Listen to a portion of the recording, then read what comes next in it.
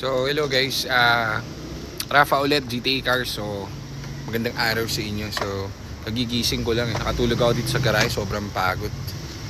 So ngayon lang ako nagising.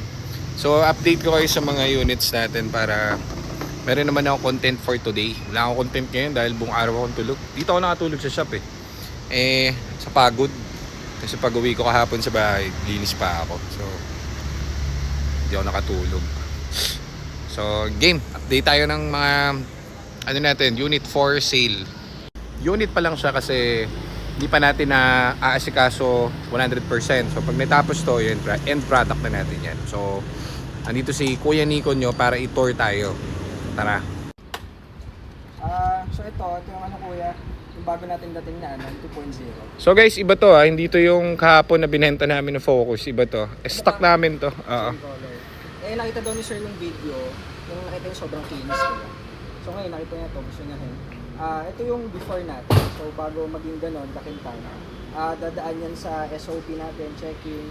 So yan, kita niyo mga headlights. Kulang-kulang. Yung madilaw.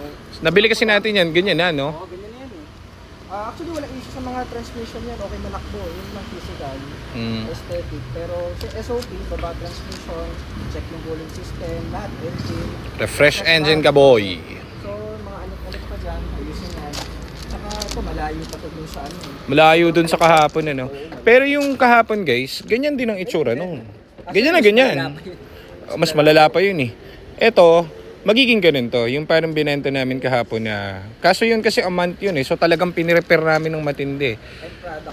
End product na yun. So unit pa lang ang tawag kasi namin kapag hindi pa sa amin dumaan yung kotse. Pero pag dito na dumaan sa GTA yun, pag natapos yun yung end product natin. So ito kasi, tandaan nyo, kunwari ito no, meron tong kasabay. Meron kaming 5 Focus na ganyan, ready stock. Kaso hindi namin lahat yun masabay-sabay dahil dami bibili. So hindi namin, ilan lang kami, saka yung mga head mechanic natin ilan. So hindi namin kayang talagang yung alam mo yun, yung sobrang sela na i-check lahat yan at magagawa lahat yan. So hindi namin magagawa yun. So anong nangyayari pagka kunwari ito, yung kahapon 'di ba may bumiling Focus.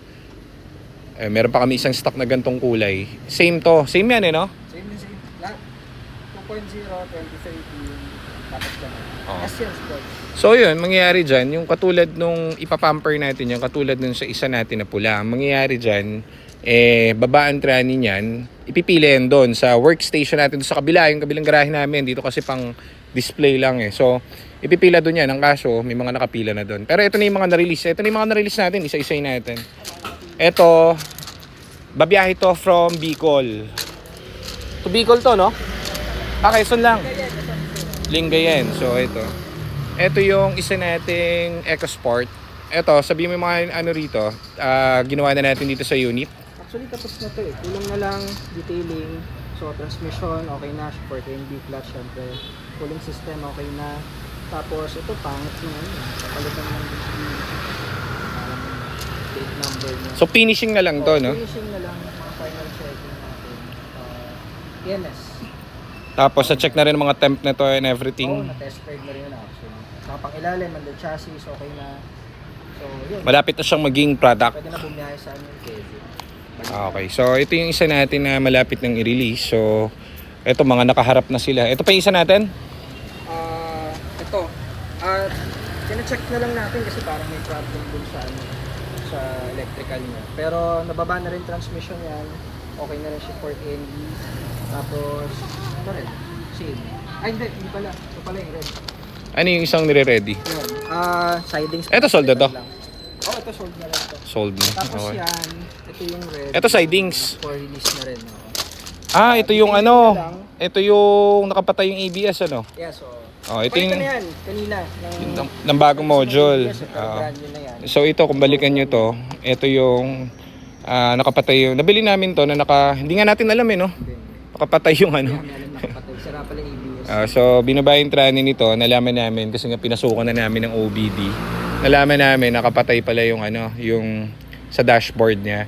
So nagpapalit ka na ng neto, ng bagong ABS Brand new na. Tapos nababa na rin trani nito, report ND.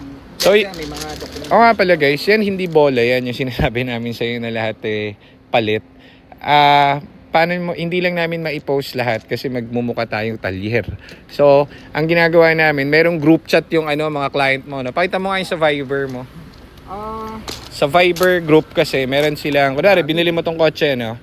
Meron yung Viber group, tapos doon namin ina-update yung client namin. Kunwari, ito, nababa na po yung tranny. Ayan, ito mismo. Ayan mismo. Yan, Ayan, ang dami. plate number yan. Hindi ko na pakita iba kasi mga Yan, ABR, plate number. So lahat ng update sa unit, yan, sinasend namin. Tulad ng transmission, kapag binaba, lahat is documented. Yan, paint, transmission. So, lahat yan, yung mga releasing, kompleto. Kompleto tayo dyan. Yan. So, ay, yung puti. Pakita natin yung focus. Ayun, nasa labas pala. Hindi, itong focus. Meron yan, di ba, dyan sa Viber group mo? Kung ano yung ginawa rito. Yun, finesse drive. Ay, hindi ba ito yung focus na puti? Fiesta. Actually, sold na rin pala yan. Sold na tong Fiesta rin. Kaka-reserve lang nito nung isang araw. So, for checking pa to. Ito, meron kang Viber nito.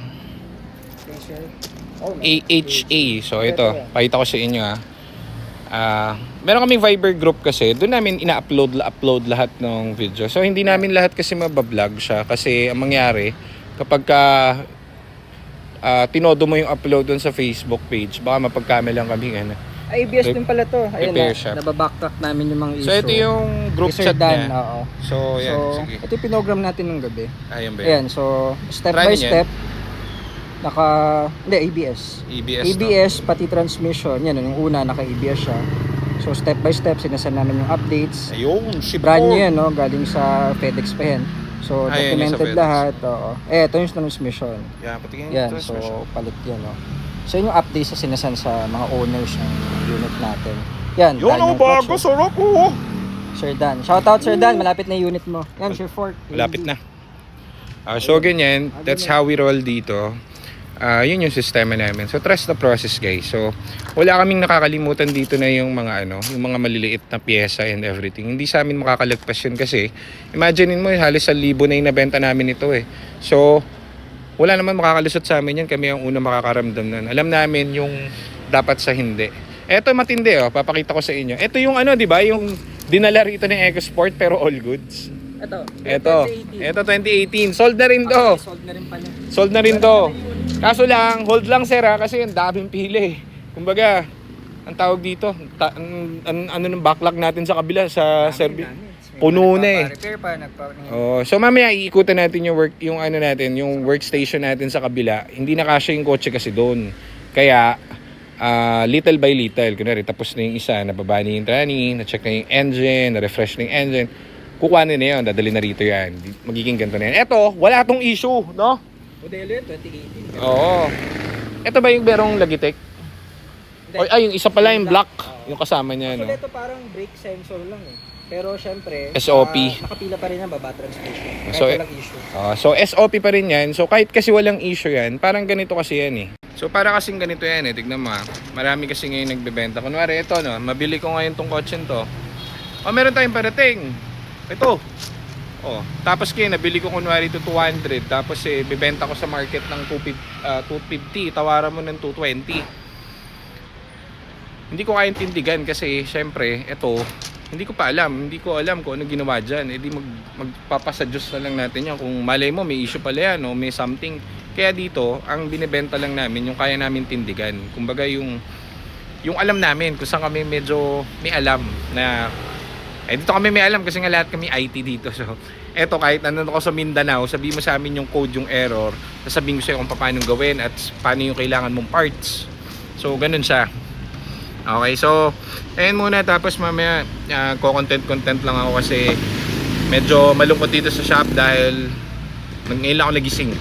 Kanina dami palang pumunta, daming bumiling unit, so hindi ko na harap yung ibang tao. So shoutout sa mga ibang tao na nagbabalak bumili ng kotse, bilhin nyo yung trip yung kotse at yung may enjoy nyo ngayon. Sa mga gusto lang, try a little modern and yung quality na tipong dadaling ka na agad doon sa Baguio kung sa mo trip, visit us, tapos test drive yung kotse namin, try nyo. So thank you and salamat. Mamaya ulit magbablog ulit ako mamaya, maliligo muna ako. Sige, bye bye.